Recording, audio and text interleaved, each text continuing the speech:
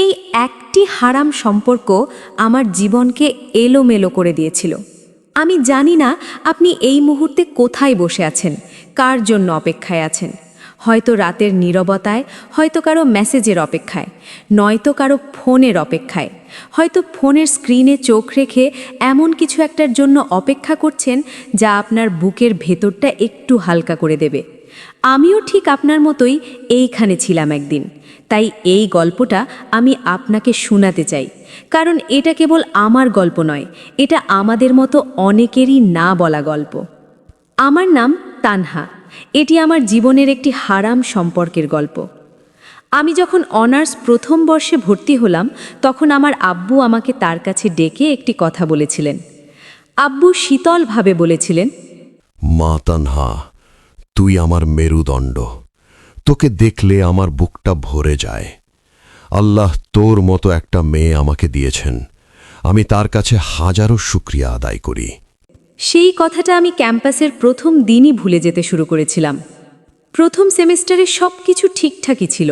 আমি 5 ওয়াক্ত নামাজ পড়তাম, ফজরের পর কিছুক্ষণ কুরআন তেলাওয়াত করতাম। রুমমেটরা বলতো, তানহা তুই বড় হুজির হয়ে যাচ্ছিস। আমি হাসতাম, মনে মনে ভাবতাম এটাই তো আমার আসল পরিচয়। কিন্তু শয়তান কখনো সরাসরি আসে না। শয়তান আসে হাসি মুখে, স্বাভাবিকভাবে, এমন একটি মুহূর্তে যখন আমরা মোটেও সতর্ক থাকি না। তার নাম ছিল রাফি, সিনিয়র ব্যাচের ছেলে, ডিপার্টমেন্টের সেরা রেজাল্টধারী। যেমন দেখতে সুন্দর, তেমনি সে কথা বলতো ভীষণ গুছিয়ে। প্রথম দিন যেদিন কথা হলো, সেদিন পরীক্ষার রুটিন নিয়ে অল্প আলাপ হয়েছিল, ব্যাস এটুকুই। আমি ভাবলাম সিনিয়র ভাই নিজে থেকে সাহায্য করছেন, এতে তো খারাপ কিছু নেই। কিন্তু রাসূলুল্লাহ সাল্লাল্লাহু আলাইহি ওয়াসাল্লাম বলেছেন, শয়তান মানুষের রক্তনালীতে বিচরণ করে। সেদিন থেকেই শয়তান আমার রক্তে প্রবেশ করা শুরু করেছিল, আমি তা টেরও পাইনি। পরীক্ষার রুটিন থেকে কথা শুরু, তারপর নোটস, তারপর ক্লাস মিস করলে ক্লাসের পড়া নিয়ে আলাপ হতো। তারপর ধীরে ধীরে জীবনের পছন্দ অপছন্দ, আমার পড়ালেখার চাপ কেমন, আমার স্বপ্নগুলোর কথা, আমার ভবিষ্যতের কথা, সব কথা সে মনোযোগ দিয়ে শুনত। কেউ কি কখনো আপনার কথা এতটা মনোযোগ দিয়ে শুনেছে? তাহলে আপনি বুঝবেন সেই অনুভূতিটা কতটা ভয়ঙ্কর ভালো লাগা জন্মায় অন্তরে। একদিন সে বলল, তানহা, তুমি খুবই ভালো একটা মেয়ে। আমি তোমার মতো মেয়ে আর দ্বিতীয়টা দেখিনি। সত্যি, তোমাকে যত দেখি ততই যেন মুগ্ধ হই। আমি জানতাম এই রকম কথা কতটা বিপজ্জনক। আমি আমার মনের ভেতরের কোথাও একটা সতর্কবার্তা অনুভব করতাম। কিন্তু মানুষের মন বড়ই অদ্ভুত জিনিস। সে যা শুনতে পছন্দ করে তাই শুনলে সব সতর্কবার্তা মুহূর্তেই কোথায় যেন মিলিয়ে যায়। সে আরও বলতো, তোমার সাথে কথা বলি আমি বিয়ের কথা মাথায় রেখেই, কারণ তোমাকে ছাড়া আমি অন্য কোনো মেয়েকে ভাবতেও পারি না। তোমার সাথে কথা বললে খুব ভালো লাগে আমার। শুধু কথা বললে এমন কী বা হয় বলো? আমরা তো শুধু একটু কথাই বলি, তাই না? সত্যিই তো, শুধু কথা বললে কী বা এমন ক্ষতি হবে? আমরা তো একে অপরকে খুব ভালোবাসি, তাহলে কথা বলতে ক্ষতি কিসের? কিন্তু এই একটি কথাই শয়তানের সবচেয়ে পুরনো এবং সবচেয়ে কার্যকর ফাঁদ। শুধু একটু কথা বললে কী বা এমন ক্ষতি? হ্যাঁ, ক্ষতি হয়, খুব ক্ষতি হয়। প্রতিটি হারাম সম্পর্কের শুরু ঠিক এই একটু কথা দিয়েই শুরু হয়। বাকি গল্পে এগিয়ে যাওয়ার আগে আপনার কাছে একটা ছোট্ট অনুরোধ। আপনি যদি আমাদের এই গল্পগুলো পছন্দ করেন, তাহলে অবশ্যই আমাদের চ্যানেলটি সাবস্ক্রাইব করুন এবং আপনার মূল্যবান মতামত কমেন্ট বক্সের মাধ্যমে অবশ্যই জানাবেন। জাযাকাল্লাহু খাইরান। তারপর দিনগুলো কেমন যেন বদলে যেতে লাগলো। যে আমি ফজরের আজান শুনলে লেপ ছেড়ে উঠে পড়তাম, আর সেই আমি ফজরের আজান শুনেও শুয়ে থাকতাম, কারণ রাত 2টা পর্যন্ত চ্যাটিং করার পর শরীরে উঠার শক্তি থাকতো না। আমি নিজেকে বোঝাতাম, আজকের মতো থাক, তাহলে কাল থেকে ঠিক নামাজ পড়ব। কিন্তু সেই কাল আর শেষ হচ্ছিল না। নামাজে দাঁড়ালে মন পড়ে থাকতো ওর মেসেজের অপেক্ষায়, এই বুঝি মেসেজ দিয়েছে। সূরা পড়তাম, কিন্তু মন থাকতো অন্যদিকে। ধীরে ধীরে নামাজগুলো কমতে শুরু করলো।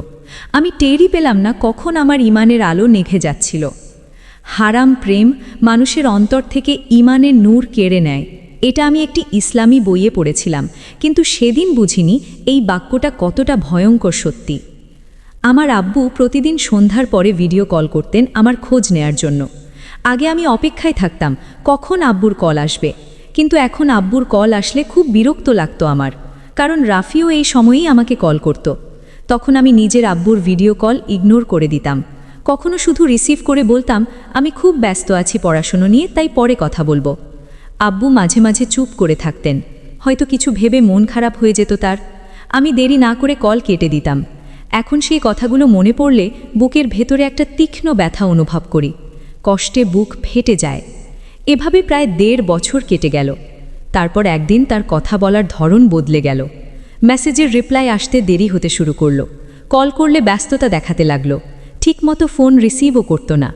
আমি অপেক্ষা করতাম ঘন্টার পর ঘন্টা। ফোনের দিকে তাকিয়ে ভাবতাম হয়তো একটু পরে মেসেজ আসবে, একটু পরে কল আসবে, কিন্তু সময় কেটে যেত, কোনো কিছুই আসতো না। আমি কাঁদতাম, তার কাছে অনুনয় করতাম, মেসেজের পর মেসেজ পাঠাতাম। আমার যে আত্মসম্মান ছিল, যে আমি কখনো কারো কাছে মাথা নত করতাম না, সেই আত্মসম্মান কোথায় যেন হারিয়ে গিয়েছিল আমার। আমি একটু সময়ের জন্য ভিক্ষা চাইতে শুরু করেছিলাম রাফির কাছে। একটু ভাবুন তো, আমি সেই মেয়ে যে একদিন তার রবের সামনে 2 হাত তুলে কাঁদতাম, আর সেই আমি এখন একটি সাধারণ ছেলের কাছে একটু মনোযোগের জন্য, একটু সময়ের জন্য কথা বলার জন্য পাগলের মতো কাঁদছি। তারপর সেই রাতটা এলো। আমার রুমমেট আমাকে ডেকে বলল, তানহা, তুমি কি জানো রাফি বিয়ে করেছে? ফেসবুকে একটি পোস্ট দেখলাম। সাথে সাথে আমি ফেসবুক ওপেন করে রাফির প্রোফাইল দেখলাম। একটি মেয়ের সাথে বিয়ের স্টেজে বসে আছে খুব আনন্দে। ক্যাপশনে লেখা, আলহামদুলিল্লাহ, জীবনের নতুন যাত্রা শুরু হলো। আমার হাত থেকে ফোনটা পড়ে গেল, মেঝেতে বসে পড়লাম। ঠিক মনে নেই কতক্ষণ বসেছিলাম। রুমমেট আমাকে ধরলো, ডাকাডাকি করলো, কিন্তু আমি তার কোনো কথাই শুনতে পাচ্ছিলাম না। আমার চারপাশের সব কিছু হঠাৎ শব্দহীন হয়ে গেল। আমার নাম্বার দিয়ে কল করলাম, কিন্তু কল ঢুকলো না। তারপর আমি অন্য একটি নম্বর থেকে রাফিকে কল দিলাম। কল রিসিভ করলো। আমার কান্নার আওয়াজ শুনে বুঝতে পারল যে এটা আমি। তারপর সে এমন কথা বলল যা আমার মনকে ভেঙে চূর্ণ বিচূর্ণ করে দিয়েছে। এমন কথা আমি কল্পনাতেও রাফির থেকে শুনবো তা বিশ্বাস করতে পারিনি। রাফি বলে উঠল, তুমি আর কোনো দিন আমাকে কল করো না। যে মেয়ে তার নিজের পরিবারকে সবসময় মিথ্যে কথা বলতে পারে, সেই মেয়ে আমাকেও সবসময় ধোকায় রাখতে পারে। তোমার সাথে আমার কোনো দিক থেকে যায় না। তোমার মতো সস্তা মেয়েকে বিয়ে করার কথা আমি কখনো কল্পনাতেও ভাবিনি। তোমার মতো মেয়ে শুধু টাইম পাসের জন্যই ঠিক আছে। কথাগুলো আমার কানে পৌঁছালো। তারপর বুকের সেখান থেকে কোথাও একটা গভীরে গিয়ে এমন আঘাত করল যার কোনো পরিমাপ হয় না। তোমার মতো সস্তা মেয়ে, কথাটা যেন আমার কানে বাজতে লাগলো।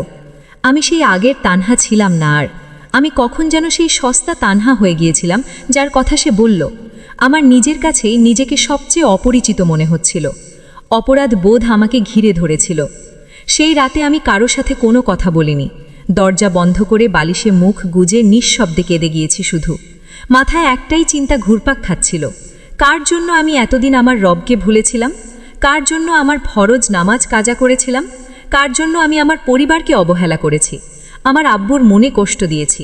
এই মানুষটার জন্য?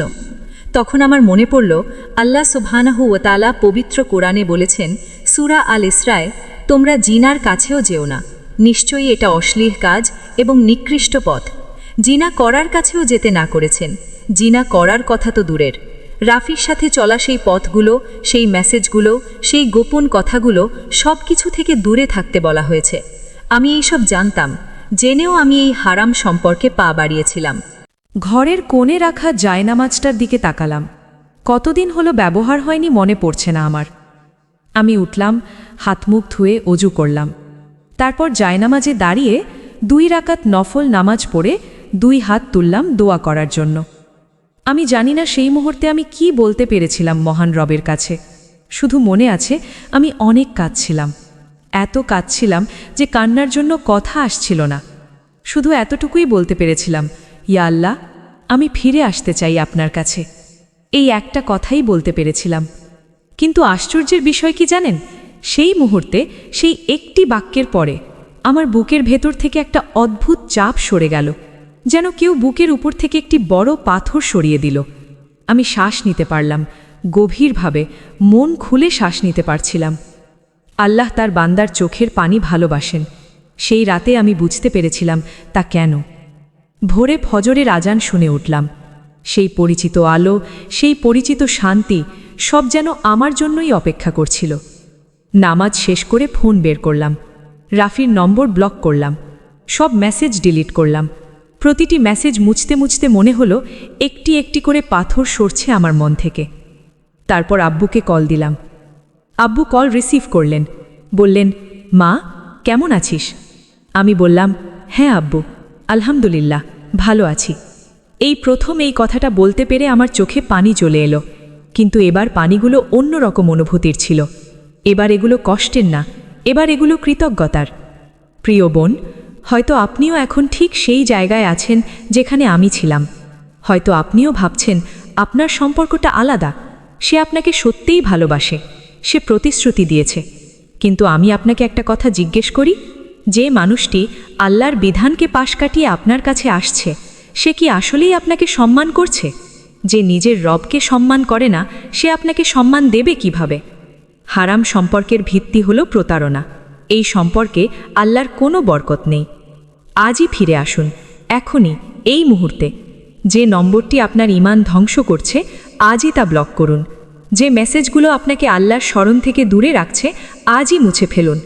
তারপর অজু করুন, জায়নামাজে দাঁড়ান, 2 হাত তুলুন, শুধু বলুন, ইয়া আল্লাহ, আমি আপনার কাছে ফিরে এসেছি। এটুকুই যথেষ্ট, কারণ আল্লাহ বলেছেন, তোমরা 1 কদম আমার দিকে আসলে আমি 10 কদম তোমাদের দিকে আসি। তিনি আপনার আমার জন্যই অপেক্ষা করছেন। আল্লাহ আমাদের সকলকে হারাম সম্পর্ক থেকে হেফাজত করুন। আমাদের অন্তরগুলোকে তার দিনের ওপর অটল রাখুন। আমাদের প্রত্যেককে এমন একজন জীবনসঙ্গী দান করুন যে আমাদের সবসময় হালাল পথে ডাকবে, যে আমাদের জান্নাতের দিকে নিয়ে যাবে। আমিন। গল্পটি যদি আপনার হৃদয়কে একটু হলেও স্পর্শ করে থাকে, তাহলে গল্পটি শেয়ার করুন। কে জানে, আপনার একটি শেয়ার হয়তো কোনো একজন ভাইয়ের, কোনো একজন বোনের জীবনকে বদলে দিতে পারে। শিক্ষামূলক গল্প দেখতে এখনই আমাদের ইসলামিক স্টোরিজ ইন বাংলা চ্যানেলটি সাবস্ক্রাইব করুন। ধন্যবাদ। আসসালামু আলাইকুম ওয়া রাহমাতুল্লাহি ওয়া বারাকাতুহু।